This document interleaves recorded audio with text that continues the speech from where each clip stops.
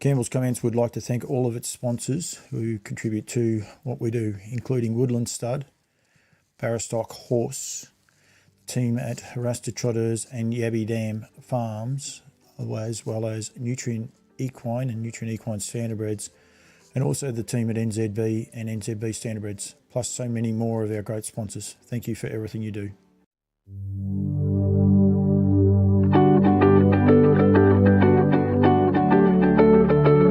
I'll be just 2 secs. Mark Barton is on the phone with me. Welcome, ladies and gentlemen, to On Loose Lines, where I've got a lot of feedback happening, and one of my audio systems is not working. But as I said, Mark Barton is on the phone. Firstly, Bardo, welcome back to Campbell's Comments. Yeah, good on you, mate. Good to talk. Good to see, or good to hear you again. Yeah, for some reason, my audio line has decided not to work, but that's okay. I've got Darren Clayton coming on in a little bit, but some very, very big news today announced for Nutrient Equine, mate, and I wanted to get you on the top of the show. I know you got a busy night, so just a quick chat, but we'll do a little bit more of a deep dive maybe next week or at some point. But yep. Massive news today for Nutrient. Yeah, mate, no, very exciting. Look, the new CEO, Matt Isaacs from Harness Racing Victoria, we've had discussions for a while now. They were very keen to see us host a race series as part of our sale weekend in Melbourne. So we agreed to put our sale date back a week, which will be the 13th and 14th of April 2024. And as a result, they've assisted us to guarantee a $1.25 million race pool. So up 30% on our 2023 pool, which we've just got to go through and work out how best to divide that money up. But, mate, it's exciting news and great in a time where we need quality juvenile racing in the sport. Oh, it is, Bardo, and there's some really exciting things coming on there and going forward. I've got Jeff Dixon on. I wasn't sure what he said there, but this is the official hot off the press. I pinched this just off the Nutrient Facebook page, but obviously keep in touch with all of these pages. But effectively from August through to April, $2.2 million in prize money to be distributed through Nutrient Sales graduate horses, so which is super, super exciting. Yeah, it is, mate. Look, and I think we were having a chat earlier today. Just for us being new to the market, only 3 years now, we're seeing our 3-year-olds come through, and like some of those household names. Like we started probably last year with the Locomotive as a young, outstanding trotter that won group races. Now you look at Luxa Turner in the 3-year-old fillies, and Lochinvar Zena, I think she's 4 or 5 in a row. Look, we're starting to see some quality horses and seeing horses back up for their second year. But like you say, $2 million in the next 6.5 months is going to be really exciting. We've even got the great man Craig Judds tuned in right off the bat. He must have known I was going to get you on, even though I didn't say it. He's not bagged the big Craig boy. Those horses, we will get onto those horses, but one thing I want to do very, very quickly before we do that is the race dates, because we want to make sure that people are aware of these race dates. Yes. With the upcoming series on our doorstep, basically August 1 through 3 of the heats, pacing heats at Menangle and Bendigo on the 1st and 2nd, and then the trotting heats are at Kilmore on the Thursday. Yep, on the 3rd. Yeah, sorry, Tuesday, Wednesday, Thursday, those races. Look, mate, and I must say that the team in New South Wales, and particularly Club Menangle, like when we asked about trying to accommodate some New South Wales heats, they've been fantastic. We've got our pacing heats there for 2 and 3-year-olds, so there's 4 races there on that Tuesday, the 1st, and then we'll obviously see what we get come up for our Victorian heats. And look, I think it's really hiding up what the trotters, particularly the 3-year-old trotters, like there's a lot of trotters available for these races, so it's going to be exciting time. No, it is indeed, and you say there before, you said Luxa Turner, I saw she trialled at Menangle today, so she'll be getting herself ready, you would imagine, for that. 4 starts unbeaten. She also won the Bathurst Gold Crown, so she'll be exciting to come to these sort of races. But then you said also about the trotters, Locomotive. I've done an interview with Nathan Jack that will go up either later today or tomorrow. And basically he's had 3 trials now, and he said he was super at Bendigo the other night. So that's exciting in that sense straight away. Yeah, it is, mate. And look, the 11th, I know, talking about some of these horses. I think we'll have a good crowd there. I think Bendigo, which is good. We wanted to have our first Victorian finals in regional Australia. Just excuse my car's telling me to be careful of the railway cross. Don't worry about that. Be careful of that speed camera if you're in Tamworth, like I think you are. So make sure you're careful of that too. So yeah. No, So we've got Bendigo. Look, the feedback is it's a great track. It's a fair track. That people like the sprint lane there, and I think it's exciting for us, mate. We've got a regional business. Our Bendigo provide the staff to actually run our Melbourne sale this year. So I think that's fitting. And then just dropped out, Bardo. Weekend of the races, and I know that's already. Someone asked, "What are we going to do that weekend?" And I'd love to think we're probably a cocktail party on the Friday night, and then we've got parades on the Saturday, racing Saturday night, and then the sale Sunday. And I think it's already. I must say, I know of a couple of vendors that are in New South Wales are actually placing a couple of their selected lots in that Melbourne catalogue because they said, look, this sounds really exciting. We want to have horses in the catalogue and just be part of the weekend. So I think it's got the right response early. Yeah, absolutely. Now, Michelle Arnett's asked here about her 3-year-old trotter. Am I right to say that my 3-year-old trotter, because I'm a breeder, but if it didn't go through the sales, unfortunately, Michelle, you won't be a graduate.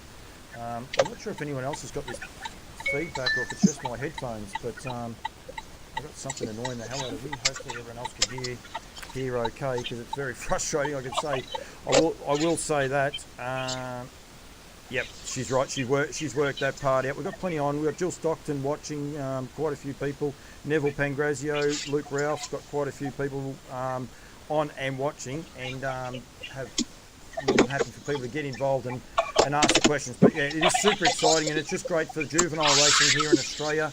I know there's a couple of sneaky little ones that come out very, very shortly as well, so for other states. But the initial one is the Friday the 11th at Bendigo of August, so that'll get on indoors very, very quickly.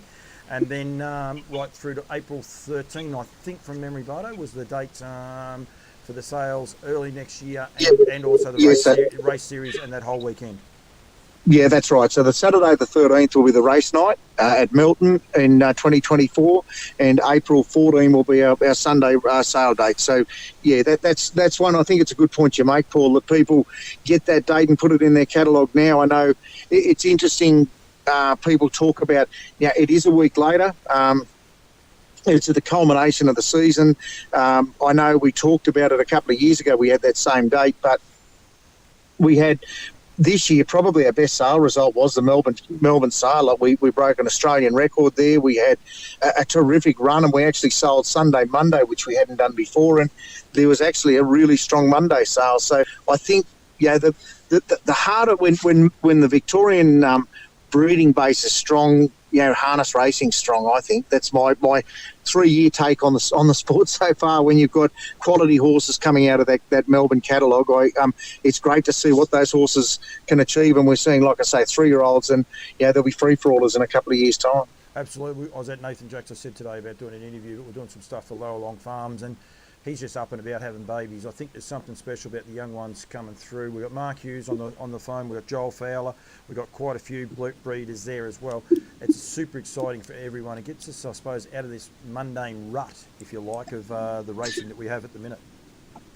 Mate, and on that, I suppose, only because if Hughesy's there, look, just again, compliment to all our sponsors. You've got Woodlands have been a sponsor since we started, as have Alabar, as have Auctions Plus, Hurrahs to Trotters. So, look, we've been able to, pay, I suppose, the start of our sales series the last couple of years. Without their support, we couldn't have got it done.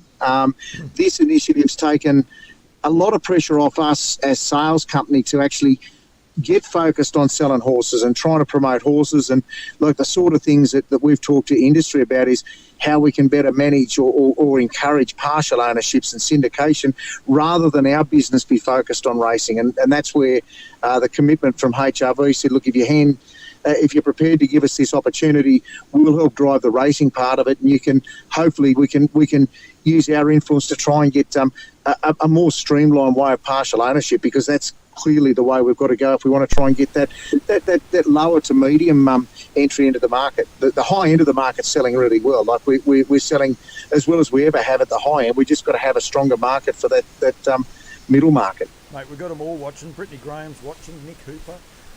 Everyone's joined in, but it is super, super exciting. So, a lot of smarter people than me online by the sound of it, mate. Now you tell me. Nick Hooper, just quietly from the HBV, I know that their support was enormous today on SEN. You can go to SEN Track and listen to all of those. But Nick Hooper will be on next week for I suppose a breeders update. He'll be on live. I might get him on FaceTime and devote a lot more time. So anyone watching tonight, and I know he's a very popular man, Nick, a lot of people enjoy his enthusiasm. He will be live next Wednesday night for On Loose Lines, where we'll cover off on a lot of things, including their Breed to Succeed Day, which is coming up, which I'll touch on in a minute, Bardo. But, mate, I'll let you go. You're in Tamworth. I know Tamworth, mate. I'm in the country music capital. We've got an open age sale coming up here in September. So we've got what we call our graduates sale and draft for our open going horses. So it's a $200,000 camp draft weekend in the first week in September. I think the same weekend as the big race at Menangle, actually, for the Eureka. So we'll be up here, but it's mate, look, we're thrilled that we've got this done, and our entry's open for our sale on Monday the 23rd, so we're open for the next 5 weeks. But yeah, look, we were really wanting to get on the phone if people want to get in touch with us if you've got any questions.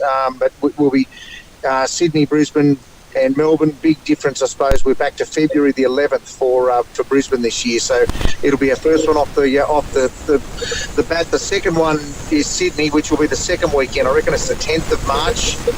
Paul, I'm just making sure that's right, but that's a week later with the Miracle Mile pushing back too. Oh, mate, I'm going to let you go because there's horrible feedback. I don't know if it's you or if it's me. No one's complaining, but even Brett Coffey's on. So we've got Benstoke, Woodlands, Alabar, Lowalong Farms are represented there by Joel Fowler. They're all on, mate, which is pretty exciting. And mate, they're if you talk about some of those people, they've been the cornerstone of us being part of this market. And you can't thank all the breeders enough. Whether it's one horse or 20 horses, you know, we it's a privilege to stand over someone's livestock, and it's a privilege to see these horses go on to become race horses. It's part of the reason we love the job, mate. No, absolutely. All right, mate. Thank you very much. Anytime. Put those dates up very, very quickly. But yeah, so basically the first, second, and third. Bardo, just so you're aware, the second is my birthday. So when you're at Bendigo, don't forget the present. Just making sure I'll put that out there. I'm partial to anything, so it's okay as long as it's not alcohol. I'm all good. And then also off the press, the big announcement. So make sure you go to nutrienequine.com, go to Nutrient Equine Facebook page and Twitter handle. You'll be able to keep up with all of those. Bardo, go in and enjoy your tea, and good luck organising everything, mate. We'll be in touch. I'll catch up with you in the near future. We'll have a face-to-face and go outline everything a little bit more easier to do. But thank you very much for joining me, mate.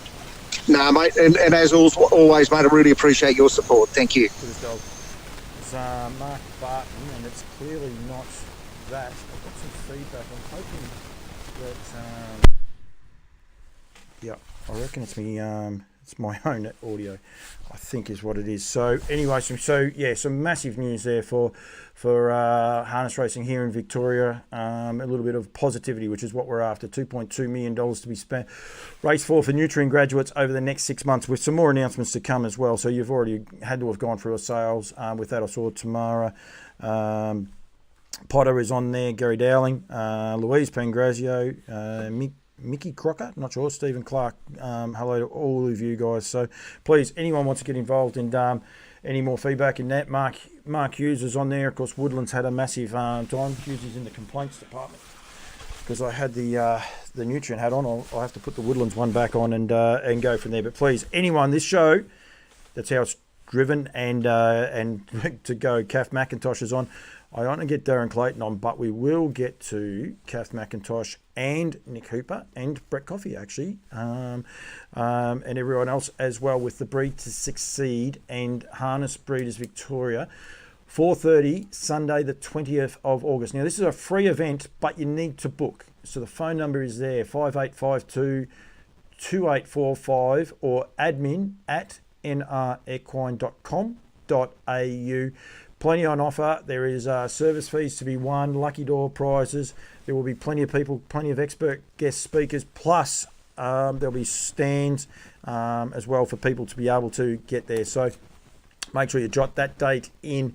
That is the 20th of August. Kath McIntosh is on there. The Stallion Parade at her farm is also on September 10th, week after Father's Day, week after the Eureka, a week after Mark Barton's big sale in Tamworth as well. So busy time that will be. That is September 10th. And I will say, actually, I'm hosting Standees for breast cancer on the 9th. So I don't know if that's a ticketed event or not, but if it is, please go for it.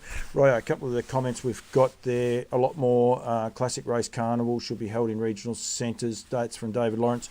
Dave sent me a message earlier too. One of the worries that he has, no idea what that meant. I just got a strange message to send.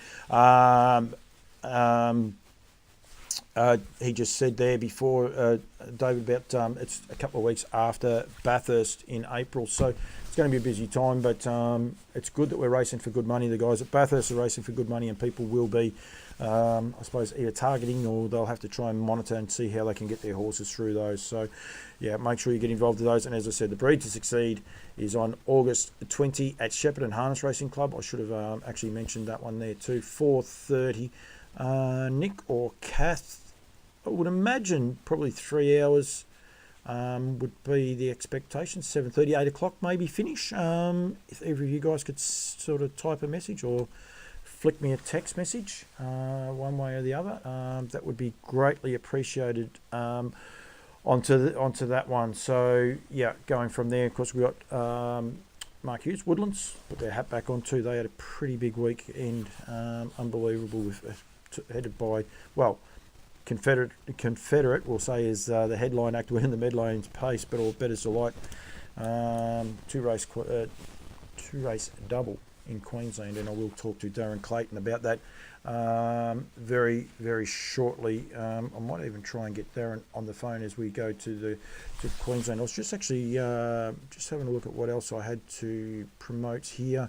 Of course, the Barrostock Challenge is up and running, and Little Brothers winning. Lisa Miles had a good crack yesterday, and Geordie Chibnall, that's why they're in the blue. Yep, correct. 4:30 to around 7:30, 8 o'clock. Kath has got in there and said, so that's the expectations. Things don't always go that way, but yeah, a lot of fun with like-minded people, in the Golden Valley. So we expect to see plenty of people there.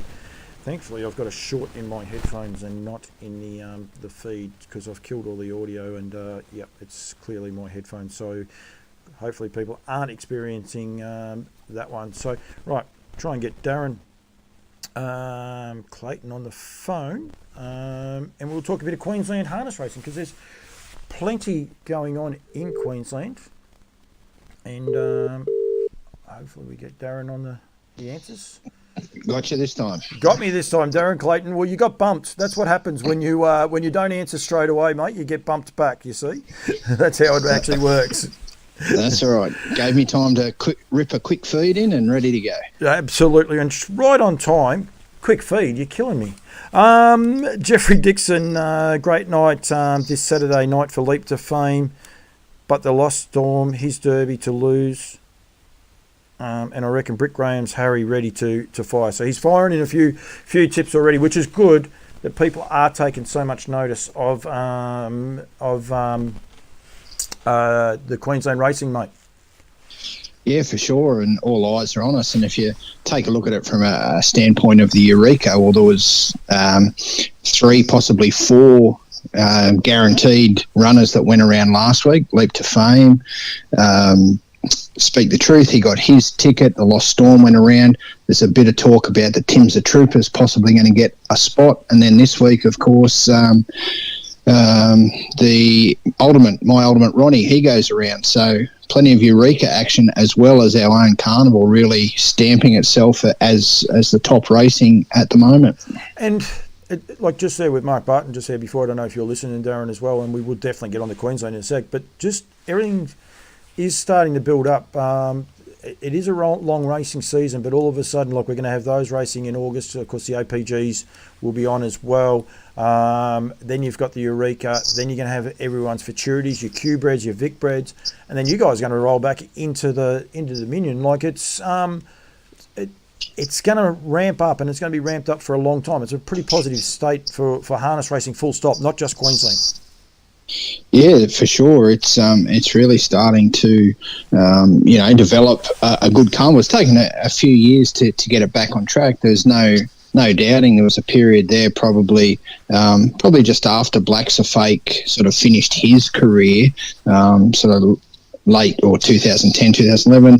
Things were, not great there for a while, but there's a lot of positivity at the moment and everything's looking up in the state. And not only that, I think a few of the visitors that are coming up to Queensland are finding out just how good our horses actually are, and they might not get the kudos that they quite rightly deserve. You and I were talking to this a bit earlier on today when we were just catching up prior to it, and almost the first year was the I suppose the New Zealand explosion, if you like, because American Dealer jumped out of nowhere, copied that, stamped himself as a legitimate Grand Circuit horse, and there was a couple other Kiwis come over. Crandall-Getty brought a team over. Unfortunately, they haven't come back. You had probably a few of us Southerners performed a lot better last year. This year, the Queenslanders have really stood up, and you speak of leap to fame, obviously, but speak the truth. Tim's a trooper. Like, what a ripping horse he is, and just representing Queensland and Queensland harness racing so well. Yeah, that's right. And Tim's a trooper. You talk about a ripper. Well, he pretty much flies under the radar because he's leap to fame stablemate. But you've only got to look at his record. He's a tick under $350,000 from 45 starts. So wow. He's no slouch, and he proved that last week. He well driven by Grant Dixon, got him to the pegs and just ran on off that tempo, and he's gone 50.5 himself in winning that race. So I think that was what really sort of piqued the interest of a few of the remaining Eureka slot holders. So he can go to that race if he can get an invite. I guess he's also got the option of the new qualification race that Singo has put on. But all being equal, like, as good as he is, he's possibly is the third string 4-year-old behind Speak the Truth. Like, Leap to Fame's obviously head and shoulders above, and then Speak the Truth as good as he is, and then this guy. And any other year, Tim's a Trooper is probably the best one. Yeah, that's exactly right. And he's lethal. That speed that he shows when he is buried back on the fence, he is lethal, isn't he? Yeah, absolutely. And I guess he's a little bit like Leap to Fame in terms of he's shown a bit of versatility, but lately the way his racing pattern has developed is that he can really just charge home off speed. But during his 3-year-old career, he showed he's got good gate speed. He can get himself in a position, and he's a force in his own right. But just one of those years that can tend to happen. You cop a bumper crop, and that's what poor old Tim's has copped. Yeah. No, he's an exciting machine. For some reason, I don't know if it's just me or not, but I actually all of a sudden can't access any fields. Going forward, I'll actually have a quick look on me because it's a lot easier to talk about things when you when you do have them in. Quickly, Darren, before we do, we'll go back. We'll go back one. I want to start with the Hayden, if you like, and the run of Speak the Truth. And I suppose a lot of us down here in the Southerns wouldn't know a lot about this horse, but he's an absolute ripper, isn't he? And just doing a terrific job for Shannon Price. Yeah, absolutely. So he was a pretty good 2-year-old when he kicked things off, and then pretty much missed most of his 3-year-old career. He came in and had he had a few starts, but didn't really tackle any of the big races. He was getting prepared, and he came out and won our Breeders' Classic up here in the May. But then that was about his 4th or 5th win in a row, early season 2-year-old. And he was racing through a period when Albion Park was out of play with the floods. Yep. So So he sort of come in there. His first couple of runs back from a spell were at Redcliffe. He came back, won the Breeders' Classic, and then sort of needed some time off. And he had almost 12 months off. He went around his next race. He raced in May in 2022, and his 3-year-old. He wasn't seen again until April 2023. So it's a fair, I guess, judgment from Shannon Price and Scott Miller and the Raboki team that they purchased a slot in the Hayden race, which when that auction was at the Nutrient sale, was that in January, I think? Late January? No. It was. I'm ahead of myself. It was later than that. Yeah, so it was about March. So yeah. Okay. Well, even still, Speak the Truth hadn't got back to the track at that point in time. So they purchased a slot. Obviously, they would have had an option. If it's not their own horse, well, then they pick something else. But they had him in mind, and he came back, won an APG series race that Leap to Fame was actually going to run around in, but ended up there was a bit of conjecture about how the race would run, how much money it was going to be worth, and in all that conjecture, Leap to Fame went back in the paddock. Speak the Truth, come out, won that race. He beat Tim's a Trooper in that race. Yep. So then they took him to Menangle. He had a run down at Menangle. He won that race. And then he's come back and he's just run into Leap to Fame, unfortunately. His run in the Patron's Purse behind him was absolutely super. The run of the race outside of Leap to Fame. Then went to the Queensland Sun. Now that race was for Queensland trained horses to get a ballot exemption into the Rising Sun. Yep. He won that race. Actually set the 4-year-old track record for the 2100 in that race. Unfortunately, he only held it for a week because Leap to Fame come out the following week and demolished that record in the Rising Sun. So he did hold the track record there for a 4-year-old for the 2100, but unfortunately only for a week. So then we saw him in the Rising Sun. So he's had 3 hard runs in a row leading into the Hayden. And Adam Sanderson was quoted during the week. He just didn't have to quite go as hard. He only went 54.9 for the 2100, and that was enough of an easier run that he was able to do that tough work and beat Captain Shuffles. Yeah, and Captain Shuffles is a lovely horse as well. Yeah, absolutely. So he's probably a bit more.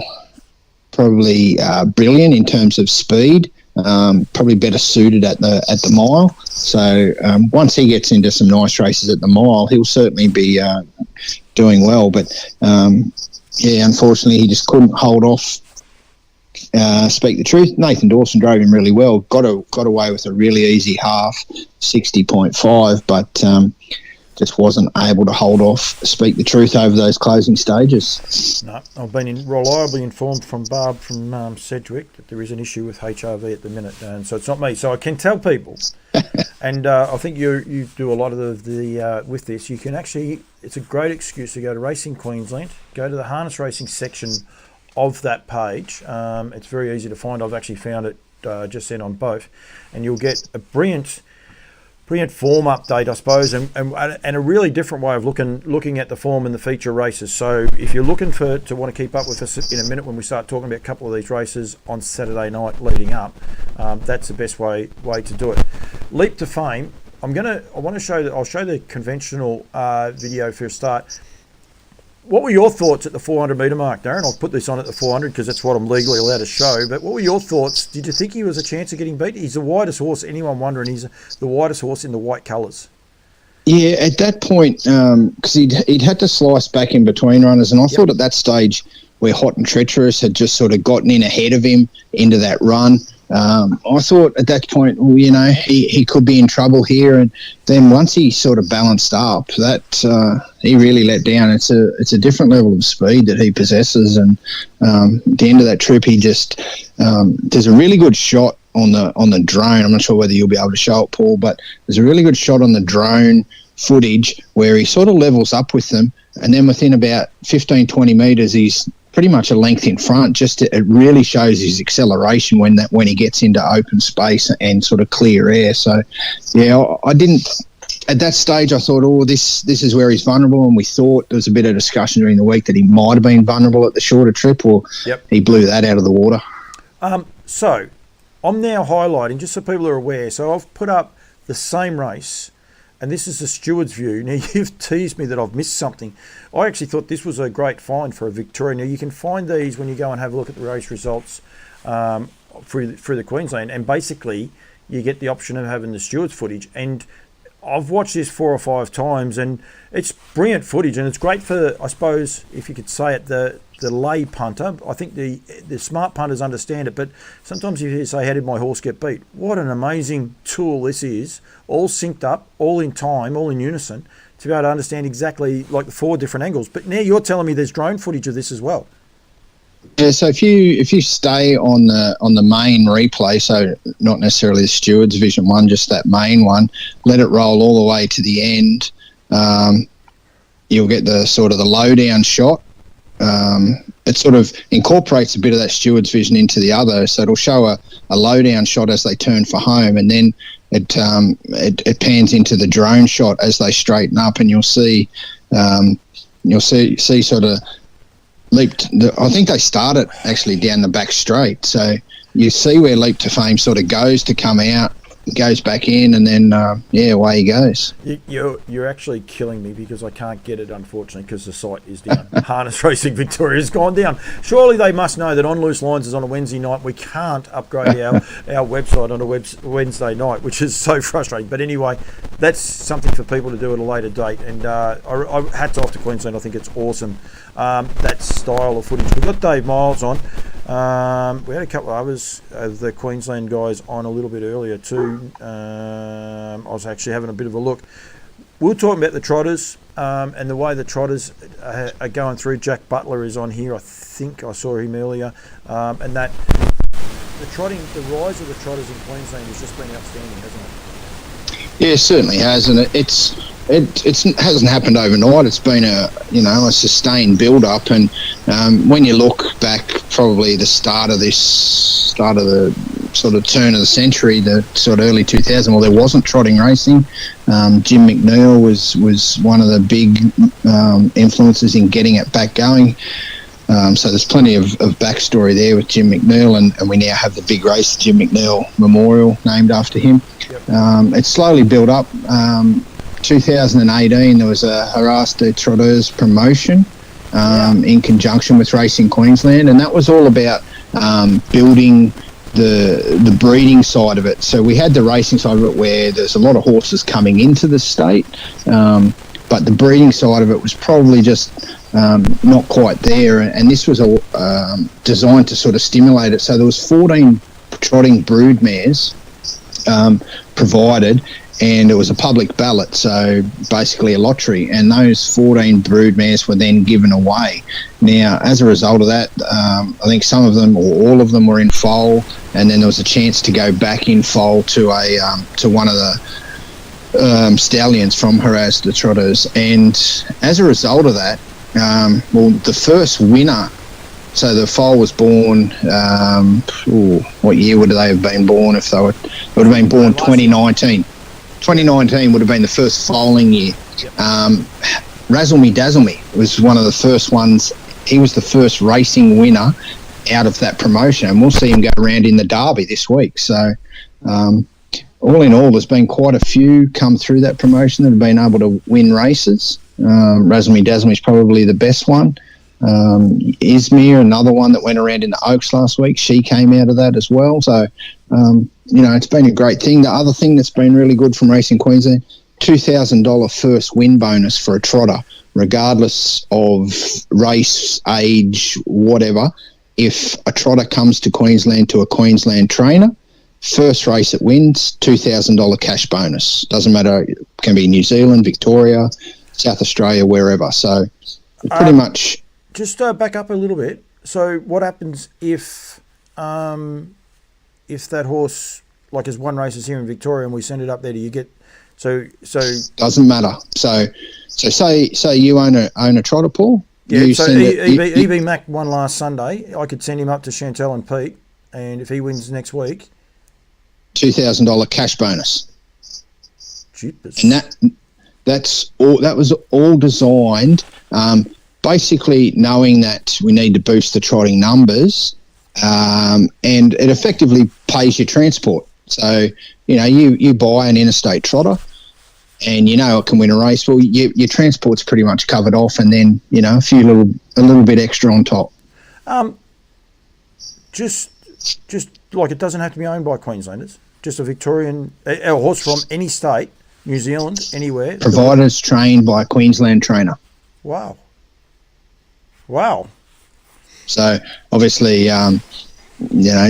David Miles would miss out on it because he's come up for a race. But say he sent his filly up to another trainer, and it would have been in for that. So that's actually there's a great way of advertising to try and get next year, because you and I were both speaking that potentially the trotting derby's probably been a bit disappointing, as far as in you've got Razzle Me Dazzle Me and Glen Eagle Rain, but other than that, the rest of the fillies that went around the Oaks, and that in itself is not bad, but I mean it's only a 6-horse field. So if you could have got a 10-horse field and you got 4 of the fillies out of the Oaks, well, that would make it a little bit better. It's probably just just not bagging anyone, just speaking openly. Yeah. If you knew you could win $2,000, so you could send a horse up there, as you said, send it to Jack Butler, Shane Graham, just making sure I don't miss out on anyone. David Miles, he can't get one. I was just seeing who else had Grant Dixon, of course. Any of these guys and they race that horse on the Tuesday. If you think you're good enough to go in an Oaks or a Derby, you should be good enough to win a race on a Tuesday that you can potentially pay your way, as long as there's not 10 horses trying to do the same thing. That's enormous. Yeah, and that's been in for quite a few years too, Paul. So it's one that's probably not so well advertised that maybe other people haven't known about. But yeah, that's and that has really helped, because overall the number of trotters in the state has grown exponentially with all the different avenues.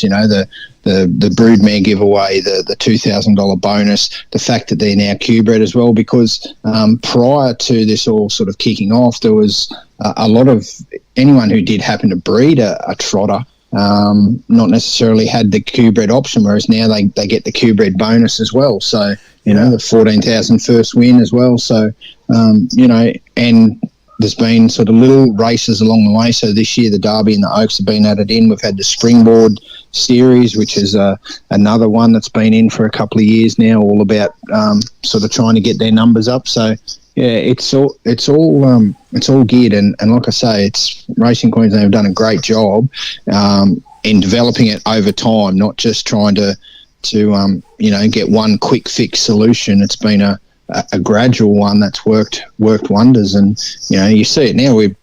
Sometimes we're getting 4 trotting races on a Tuesday. Trotting Tuesday. Yeah, where there used to be one trotting race a week back in the 10 years ago, and that was a Saturday night, and always the last race. So, yeah. Whereas now, which I mean, that is something that Menangle do, but the same thing, they've probably embraced that Trotting Tuesday. They generally have 2 or 3, depending on what time of year, they'll have 2 or 3 trots on that Tuesday afternoon as well. They and then they still have that Metropolitan class trot, which is towards the end of the night, but it's not always. So there is a changing in the guard, even if you like, in the New South Wales metropolitan area.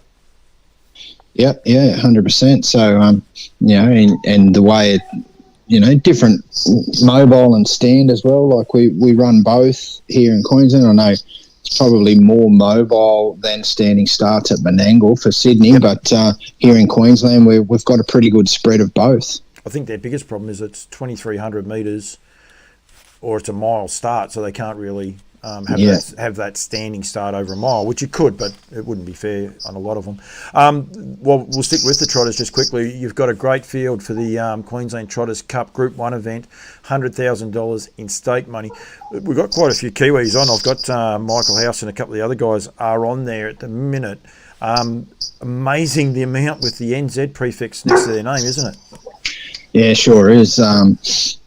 What is Van Sank, possibly the only one that doesn't, and Hammer's Law, if he were to get a start. Yeah, probably that's maybe a discussion for another time. He's unlucky to get a start, I thought, Hammer's Law, but anyway, so just Van Sank's the only one. But then you look at it, how you go down to the Derby, only the six runners, but only one of them's Kiwi bred. So, it's starting to work that we're getting the breeding going. So, but yeah, that Trotters Cup going to be a good race. Sugar and Spice is flying, isn't she? Absolutely, and a really good mobile horse as well. So she's won, I think, nearly 14 races now at Albion Park or thereabouts. She was great last week. Had trialled leading into that sprint last week, but Leader Peter, he got her out in front. 55.6. That broke the mare's track record for the Trotters over the 1660. Not quite low enough to the overall track record, but got the mare's record, and Quietly Spoken had held it prior to that. So she's a little bit tougher from gate 6 this time around, and up to 2100, which might just find her out a little bit. But Adele, she's been going super. I actually was going to bring her up, and what a job Jack Butler's doing with what is a handful of a mare. Like, she's a beautiful mare, but she's a handful. I mean, Karen Manning had her, and I had a good association with Kez, but Andy had her before that, and I think she actually might have gone somewhere else in Victoria. It always shows form, but can just be a handful. And Nathan Dawson driving and Jack Butler training, they've done a great job with this horse, haven't they? Yeah, they certainly have. And like, Jack's no slouch. No. He probably hasn't had as many trotters in his career. He's probably really only, I don't think he would have had one in New South Wales. He may have be maybe only one or two if that's the case. But he's had a few up here in Queensland, and he's had a few handy ones, and he makes no mistake in saying that it's the best trotter he's ever had, and she can just really go. And there was a run. She made an absolute meal of the start, probably about 3 or 4 starts ago. She can do that. Might have been the run the end of April. Absolutely blew the start, and they've gone 56-1, the leader to winner. She was way out the back and ended up only beating 9 metres. It was the most enormous run from a trotter I've ever seen at Albion Park. It was huge, and I think that's the only time she's missed the money at Albion Park. So, and it's one of the things that the Kiwis happen to do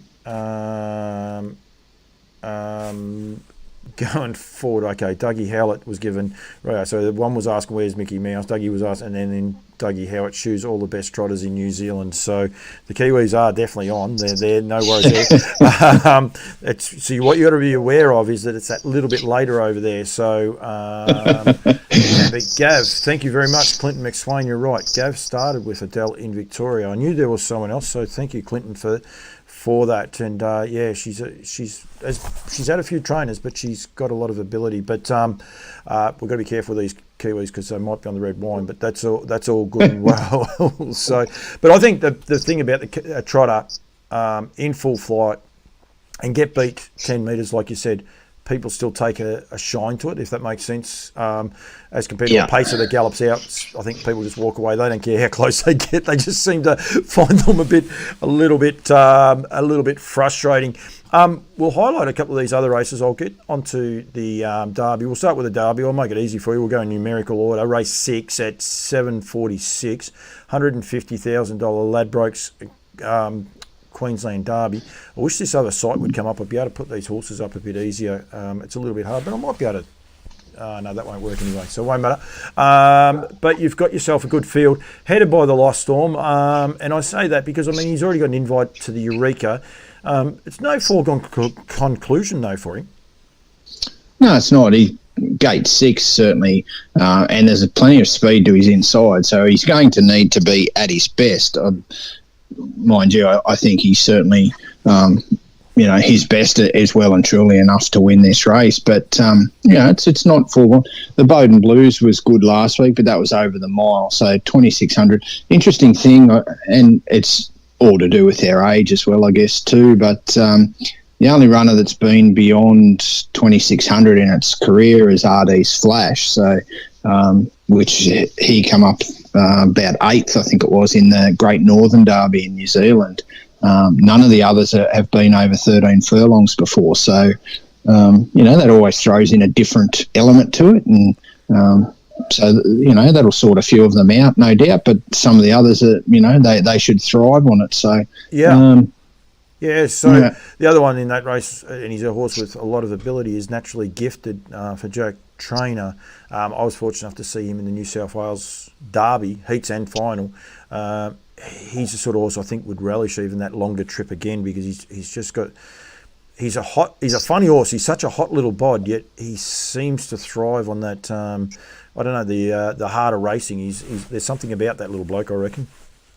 Yeah, and he only just got nutted in one of the main lead up, the Southeast Derby. So by on deadline for Nathan Turnbull, which he's a nice horse as well, but Gate 5 makes it a little bit tricky for him. But he's in the right stable. Nathan's team absolutely flying at the moment. So that'll be tricky. And then you've got the runner-up to Leap to Fame in the Rising Sun, Rock and Roll Hammer. Yep. He's out there in Gate 7, so he won the Redcliffe Derby as well, one of the other main lead-ups. So it's going to be a good race. The Lost Storm won't get it his own way, and he had the benefit last week of he only had to sprint up the last quarter, which he absolutely sizzled, 25-9. But prior to that, he hadn't spent a penny. He was 60.8 in the first half and a steady 28.6 third quarter. 28.6 third quarter at Albion Park is, you got your balaclava on if you can get away with that these days. He was able to do it and sprint home and win like a nice horse. Yeah, I like that. I like that actual saying. The Oaks, because Ladbrokes sponsor the racetrack. They do a lot of things up there for you guys in Queensland, and they're sponsoring both the Derby and the Queensland Oaks. Going through, you've got nice horses. Jewel Melody, isn't she just a lovely filly? She's an absolute, absolute jet, and she's a record. She's had 24 starts, and she's just been so consistent right the way through for Bernie Hewitt. She's 4-time Group 1 winner last year as a 2-year-old, 2 of those at Albion Park. So her run in the lead-up at the Redcliffe Oaks was massive, huge run in defeat. Sat parked from Gate 6 and only just went under. She then come out and won the Southeast Oaks last time out. Again, another good run. It was a pretty steady time on that occasion overall, but, you look at how they all came out of that race and they were all sort of thereabouts, but Jewel Melody was above the lot of them. So, you got the New South Wales Oaks winner, Windy Hill Tara. It's an amazing how good horses sort of follow certain regions, like Bathurst and that, New South Wales country, New South Wales. They've got some brilliant 3-year-olds this year, haven't they? Yeah, they certainly have, and it's you always seem to turn one out that comes out of nowhere, and you look at. She missed the run, didn't she? Missed the run the other day, didn't she? She was scratched. Yeah, she was scratched. I'm not sure what the go was there, but she was going to be fresh up in it. Her previous run was in the Bathurst 3-year-old race. She went around in that after the New South Wales Oaks. But there's always a good horse comes out of that region. You look at the fact that probably the second best 3-year-old on deadlines in the Derby a live chance, but he's got a better stablemate at home in Better Be the Best. So yeah, and he is a serious horse too, and he was a very cheap buy. I think $4,000 or something from memory. He wasn't a lot anyway. So yeah, I'm going to go as far as say you're I suppose the main race, probably the main race for your carnival. Is that fair to say the Blacks Are Fakes the main race for the carnival? Yeah. Well, it's the biggest in stake money. It's a leg of the Grand Circuit. Some of these races have caught up the Rising Sun in particular, but this is still the jewel in the crown, I guess, if you want to put it that way. But it's the race that I think most people would want to win if they had one, up to that level. And it's sort of morphed a little bit. It was the Winter Cup, and we had the Queensland Pacing Championship, which was held in October, and they sort of morphed together to form the Blacks Are Fake a few years back. So it's sort of gone on to develop its own identity really now. And there's as the race goes on over more time, it'll certainly develop further, I think.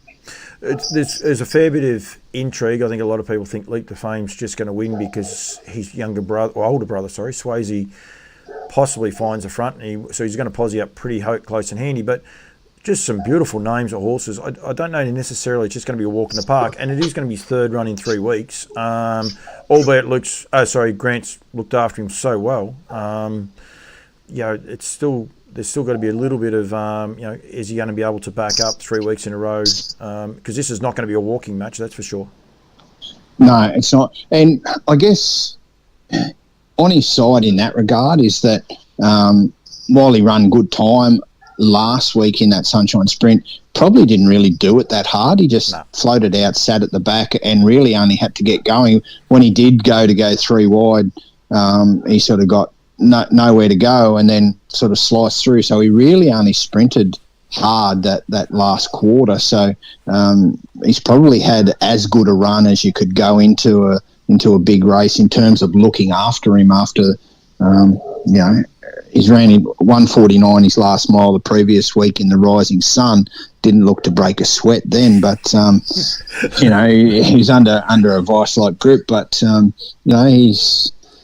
he gets his opportunity, so I think he's up to it. So I posed this question to someone the other day, and it's one that I've sort of had a bit of a look at, but can't seem to find an answer. But there's actually 2 sets of brothers in the race: Big Wheels and Black Sedancer brothers. So sorry, Paul, I've just got watching this race here. My horse is just running at Redcliffe, and he's coming down the outside. Is he going to win? No. Just it's one of the things I want to do, Darren, is get. I should be able to put the trots on, but mind you, I'd have troubles tonight because the site's gone down. But are these guys full brothers or half brothers? So full brothers, Big Wheels and Black Sedans. They're full brothers. Swayze, another one, are half brothers. Yeah. So one. What's Swayze by? Swayze's Rock and Roll Heaven. He is too. Sorry, I was getting to that then too. So yeah, but she's a beautiful mare. That mare. That's a great little stat. That. So you haven't been able to find if anyone's been able to tell you it's been done before. No. So I know there's been obviously half brothers win major races, but the fact that there's a set of brothers in a Grand Circuit race, but then you turn around and there's 2 sets of brothers in a Grand Circuit race. So the one's possibly been done before, but yeah, that's one for the listeners and the viewers, Paul, that maybe someone out there knows. Yeah. But yeah, it's a pretty amazing feat to be able to do it. And Washington's Lass, she's a 3 times Queensland Broodmare of the Year. She actually had 4 runners at the meeting last Saturday night. Away we go in the Hayden. Big Wheels in one of the support races, Black Sedans in the Sunshine Sprint, and Attachment in the 2-year-old sales race. How did Attachment go? Attachment was probably he finished sort of nearer the rear, but the other 3, away we go, sort of thereabouts. But Big Wheels was right there, and Black Sedan's not too far away either. I'm not liking this, Darren, because I can't drive my way around your website because I don't normally get around it, so I can't get to the mares as easy as I want to. But that's pretty, who is the breeder? John Polston. So does he still have Washington Lass? Yeah, he still has her, and he's got a really good association with Pete and Chantel. He's one of their. Yep. He has supported them right the way through, and he's done a good job with those ones. I think he actually owned Kenaturio as well, who went around in the Trotters Oaks. I think it's Kenaturio. No, he's definitely got one of the 3-year-old Trotters anyway. It's not Kenaturio.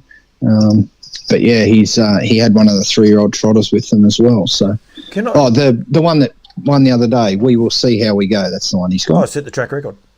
Yeah, from the standing start. So yeah, he doesn't mind giving them a hard name. I've noticed that actually, a couple of those horses. So and just on that, what is the go with these trotters being mouthfuls. Kenna like I couldn't get that until you just mentioned that out of his name. En Massa for Shane Graham. Yisma. I mean, what is going on up there with these names? Yeah, I'm not sure. Uwohali. Yeah, there's some interesting ones, that's for sure. But I can't comment on that. I'm not sure what they go. They even razzle me, dazzle me. Like it once you roll it out, it sounds all right. But when you look at it, you've got a double take to work out what it is. But I guess everyone likes to have them a little bit different. But just going back to the blacks are fake. But two sets of brothers in there. But leap to fame. Jason Grimson at the barrier draw on Monday, he was quite bullish when he came up with gate 2, and he said, well, now we've got the gate, we'll find out who the better brother is. So, an interesting little one, I think 2 weeks ago, up until then, Swayze had gone faster than Leap to Fame around the track. So, I mean, that's got a... Yeah, I think it was over your shorter trip, your 2,000 metre. So 21:38. I think at the time, Leap to Fame had gone 50.2, and Swayze came out and went 50 dead, or something to that extent. Is that right? Yeah. So interesting one how it played out. Swayze got balloted out of the patron's purse. So he was a nomination for that race. Got balloted. Jason Grimson not happy by all reports. Probably had a reason to be, and so he decided he was going to. That was the Friday night. Swayze was in on the Tuesday. He came out over the 2100 from gate 7 and decided to make a statement. And Jason doesn't drive that often. He drove him on that occasion, and went 152 flat for the 21:38. That broke the track record held by Bling It On.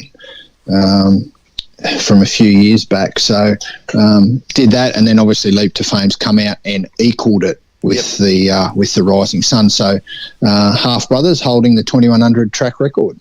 Yep, definitely. I've got a couple of guys on there, Jeffrey Dixon and Jack Butler. I have got a guy that has come on to. I'll block him later on, guys. Just do not go anywhere near Niculo Milasso or whatever his name is. I've hidden it. But, just leave it alone, and we'll block him a bit later on. It's a bit hard to block him if I had someone else here with some fingers, they could block him for me. But anyway, we'll worry about that later on. Just don't open it up. Who knows what he's selling, so he'll be fine. I think that's the intrigue. I think that's the beauty of what this carnival has actually been going forward for you, Darren. It has got so much intrigue. It's actually thrown up so many great stories with the trotters. Yeah, you had a couple of great Victorian trotters go up there for hit and runs, but you've had Milesy stay up there, which adds that bit of intrigue, as well as the paces, and as you said there, Swayze, Leap to Fame, but even the locals standing up so well. And I know Leap to Fame is a local, but there's so many great stories that have come out of this carnival so far. Yeah, there sure are, and I love trying to get to find out some of these backstories, because some of them they turn around and you don't even know they were there, and you find that good story. But even like a hot and treacherous for Jack Butler. So he probably was going into this carnival without. He had danger zone, but he was sort of being a little bit hit and miss this campaign, and trying to work to get him back to his best. So he turns around, and then all of a sudden he's got Adele. Hot and treacherous, a solid chance, especially from the draw now. He's a really good run out of that Sunshine Sprint. Now he draws one in a Black Safeka, and he's got Adele, a really, really live chance in the trotters. So, yep. You've got that side of it. We've seen how good Magnificent Storm's been over in Western Australia. He's come over here, and to be fair, he's gone well, but he's probably just struggled to get it all together against the horses here and how they race here. So, you got that side of it. You've got, a horse like Turn It Up who, well-travelled, just keeps getting well-travelled, just keeps turning up and keeps being thereabouts. And, and then you then got, the Chris Alford angle, the Emma Stewart angle. Brad Hewitt came up with Typo. So Typo got balloted from the Sunshine Sprint. he got balloted from the quasi consolation of the Sunshine Sprint, which was the race Tim's a Trooper won. The same sort of situation as Swayze. He's like, well, I've got to make a statement here if I'm going to get in the Blacks of Fate. Comes out on the Friday at Albion Park and runs 50.2, the second fastest mile ever run at Albion Park in a race. So says, look at me and make sure you pick me. Gets picked and cops the old 13. There you go. I did notice, I was actually going to bring that up, the Victorians, you've looked after them in the Blacks of Fate, given them the visitors' draws. Yeah, is it an actual thing? If you looked at it, you'd say it was, wouldn't you? Yeah, they'll be right. She was good last week, and Moray Vita. She was a terrific run, wasn't she? She was gone. Well, not necessarily gone, but she looked like she was no chance. But just lifted off the canvas, and there's another story in behind that as well. Raced by the Adamson family. They've had a lot of nice horses over the years. They raced the mare, Castellina Lover, which I think she actually went around in a Queensland Oaks a few years back. Dexter Dunn drove her on that occasion. So they actually had a nice winner last Friday. I'm actually cheating, don't worry about that. It was a Moray, I think a Moray Ada, I think.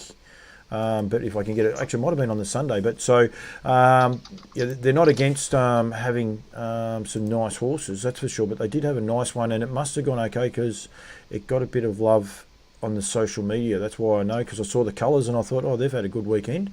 I think it was on the.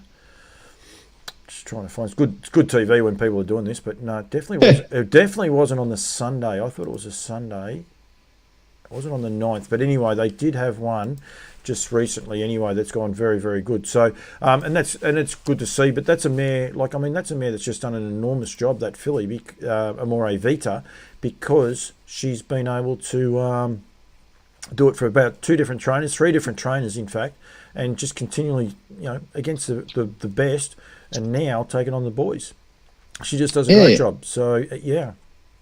Yeah, it does an absolutely super job, and if you want to go down the history angle of sort of things, when this race was formerly the Queensland Pacing Championship race, which it sort of, as I was just alluding to before, it's now morphed into. TaylorMade Lombo was the winner of that race. Wow. Chris Alford, none other than Chris Alford, and here he is bobbing up with Amore Vita. Amore Infida is the name of that horse. John and Robert Dunn trained out of, and guess who it's out of?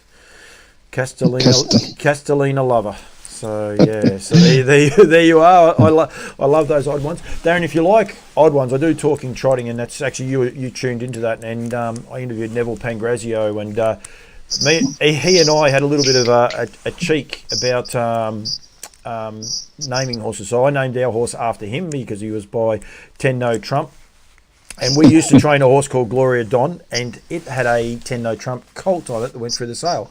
So when he found out that, he says, well, I've named mine, it's called Paul. So our interview the other day, unfortunately Paul hadn't won a race, but tonight at Bendigo, before they went down with no results, and I can't see them, Black Range Glory, I think the horse's name is he's owned by Luke Ralph, actually popped up for his first win. So I thought, it's amazing how certain things happen sometimes when you start talking about them, isn't it? Yeah, certainly. $61 it's gone off at that Black Range Glory. So there you go. Yeah. So anyway, so Paul's won. So Pang's won and Paul's won. So we've had a big week, myself and Neville. We're very simple. We don't worry about a lot of things. So yeah. How did you get that? It wasn't off the Victoria Facebook page, was it? Website, was it? No. Just the HRA, the harness.org.au. Oh yeah, that one. I can't get into that one. It's sore point for me, but that's okay. I can if I get it, if I have it started. But actually, my results have come back up. Yeah, so you won race 2. Yeah, Black Range Glory by 10 No Trump. Yep. So for the Ralphs, Joanne Franklin does a great job. So good to see their patience has been rewarded. Their actually was. Wow, there you are. There's another Volstead winning for Harassed Trotters. Race 4. I think this race will be a good form race might be one for you guys to keep an eye on. Some of these graduates going forward, Darren. Nice little 2-year-old maiden race with some classy bred horses in it, and I know a few horses with some nice reputations, so might be one to keep an eye on race number 4. But Nordic Rain having its first start for Johnny Newbury, so well done to those guys. So yeah, going forward. I like the name of the 2, Darren. Link in bio. It's out of Starkers.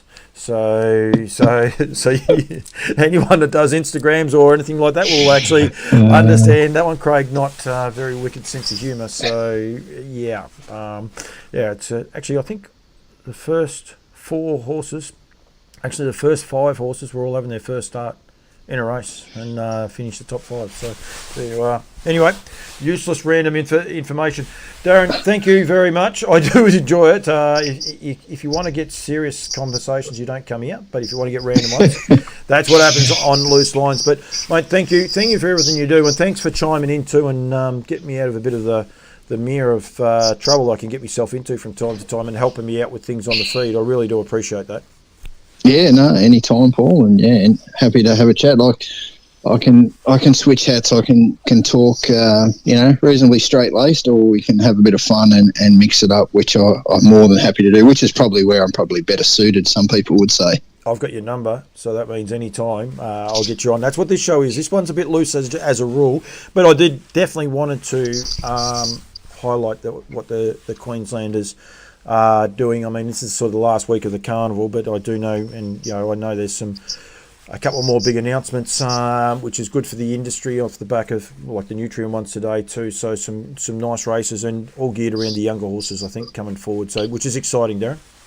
Yeah, it sure is, and it's just different pathways and get the horses through and end up with, we all want to have a winner, and no matter where it is or how it performs, as long as we get a winner. Because I know myself, I've never had a champion, but I've had my champion. So it doesn't matter where or how, as long as you can get that photo on the wall. That's what it's all about. So hopefully. Plenty of people look to come up for the Inter Dominion later in the year. This carnival's about to finish, but Inter Dominion first heats on the 1st of December, and then following goes for the next 15 days. So a little bit different this year. The first round of heats is on the Friday night through to the following Saturday fortnight. So it'll be a good time to be up here. It'll be nice and warm by that stage. So yeah. Looking forward to that. Mate, my wife and daughter are in Noosa. They're saying to me how hot it is there because you don't realise how cold it is down here. I had the jumper and the vest on this morning, Paul. I was feeling the cold, and I think it was 22. My daughter was swimming at 9:30 this morning. So there you are in the ocean. So and she's 17. So yep, she's old enough to have enough brains for it. But yeah, definitely going forward. No, I'm looking forward to it. Hopefully I might be able to convince the guys in Queensland to get me up there for a couple of times. I am coming up. I think I will be up for the grandfather clock at Chinchilla. Don't know if you've ever been out to Chinchilla, Darren, but it's a good part of the world it's a camp drafting weekend. So I am going to be up for that in October. So we'll definitely try and catch up. We might even try and catch up at some stage prior to that anyway, mate. In person. No. So. Sounds good, and yeah, that's about that. I think speaking of the Inter Dominion, I nearly had to disown my daughter. She's getting married on the 2nd of December. So you're not going to walk her down. You're going to get someone else to do it while you're watching the races and working the races. Well, I'll be at Albion Park. I know where my priorities are. Brad Steele will be ever so happy with that. He took great pride in sending that photo with that shirt. Now I haven't blown it up, and I won't do that to you. I'm trying to find where this mouse is. I've got mice everywhere here. I have too many computers going in front of me. I'm always going to end the show early one day. Don't worry about that. I just thought I'd throw this little shirt up that he's got. He did actually send me another one. Well, I can't actually show that. He said he didn't see it last time, but he's not bad on the loud shirts. But go to the Creek Facebook page if you want to see a couple of very average heads at one function and some very rude shirts. So he's not scared to try it on. He's worried about me. He had a crack at me. He said, in New Zealand you'll wear anything. You don't seem to over here in Victoria. But I'm not showing you my shirt because it's too bloody cold. So yeah, I don't have an issue with that. But we have to spice things up, don't we, Darren? Yeah, we do. And well, it's a pity that we couldn't get Crandall-Getty here because he loves a loud shirt. No, he's tamed down. I've had a crack at him a couple of times. Yeah, he's I don't know what his problem is. He's just got a little bit tamer on it, mate. So with age, I think he's sort of getting a bit. I don't know. I'm not sure. So anyway, either that or he's wearing Carter's. They might be Carter design clothes. They might be a bit more quiet. And so yeah, he's got to be on brand. He does indeed, mate. Thank you very much for joining me. I really appreciate it, and we will catch up. It won't be next week because, as I said, Nick Hooper's going to be on next week with, I suppose, some breeding news and also promoting a couple of things that Harness Breeders Victoria have got coming up here. But who knows? I've written down there my champion. There's every chance 1 week when I'm sort of got nothing, we might even have a segment called My Champion. I might ring you up where people can, highlight the horse that's been a champion to them. And it doesn't have to be, as you said, a horse that's won 60 races. It could be a horse that's won one, but there's a story. There's always a story behind a lot of these horses, and we need to be able to get them out and get them told. So you never know, mate. I might get you up and find out who your champion is. You're not allowed to tell me just yet. You've got to keep it up your sleeve. So, yeah. Like you say, you got my number now. So yep, you're in trouble. It's all good. Darren, thank you very much, mate, and all the best on Saturday night, and well done to the Queensland and everyone that promoting it and the way that you guys are doing it in a different light. So thank you very much, mate. No worries. Thanks, Paul. Thank you very much. That's Darren Clayton there that does a great job, as all of the Queensland guys, the guys in Queensland, have done. So I really do appreciate their time. Got the Woodlands hat on. I didn't get a chance to turn around and print off these. Mark Hughes will tell me off if he is still watching. He'll be like, what the... Confederate winning the Meadowlands pace on the Saturday just highlighted a huge weekend for their stallions. 47 he's out of a rock and roll dance mare, so we talk about the Queensland connection. We've also got rock and roll dance standing at Somerset Park up the top there because Better's Delight, Speak the Truth and Leap to Fame, both being sons of Better's Delight, so we don't have to tell too much of him. Little sneaky one that I did see there, Lather Up. 52% of his first crop have already started, and the season is only just started. Down by the Seaside, leading 2-year-old sire in North America, and What the Hill is the leading 3-year-old trotting sire in New Zealand. So, of course, Woodland's great supporters of Campbell's Comments, have been for a long time, and I really do thank them for their continued support. And don't forget the Fab Five. This is one of Hughesy's little ones there, so make sure you have a good look and keep up to date with the Woodlands roster and everything that they are doing. That's a wrap. As I said, next week, Breed to Succeed is on, well, hang on, we better rephrase this. The 20th of August is the Breed to Succeed. It is a free entry. Bookings are required for numbers for catering. Nick Hooper from Harness Breeders Victoria will be on with me next week, so we'll go back to a little bit of back where it started, I suppose, with the Breed to Succeeds as a live. So I'll have Nick online with me. Possibly we'll get him a FaceTime, Nick, because he doesn't mind the bit of the picture. So yeah, we'll get Nick on there talking about the Breed to Succeed. We'll be having a bit of a recap of Queensland and looking forward to what is going on. Please, anyone has any stories, anything out there, Timmy Doherty from the Albury Harness Racing Club. Hello to you, Timmy. Any stories out there, anything you want to do? As I said, it's a little bit quieter. The Barrostock Challenge will continue for a couple more weeks. Finishes at the end of July. So did have got a pearler coming up. I don't reckon they're going to win, but I think it will be one of the best ones. So I've got Mark Lee and Stacey Towers coming. And then I have got quite a unique one that I think will be a lot of fun for Barrostock going forward. So, yeah, that's about a wrap for On Loose Lines tonight. Thank you to everyone that's joined in. I really do appreciate it. If you're on the YouTube feed, hit like and subscribe. Thank you to everyone that gets involved with the Facebook feed, because the more comments you make and the more hearts you send, the more places it gets across. So I really do appreciate that. Darren Clayton, he's just logged on. Most people, Darren, watch themselves live. They can't help themselves, so you did very well, mate. I really do, and I really appreciate you coming on, mate. So thank you very much, and Thank you to everyone. As I said, just a little bit of loose fun on Loose Lines. That's what it's about. It's promoting the industry and what's going on, but also just having a bit of fun on a Wednesday night. So thank you very much to everyone.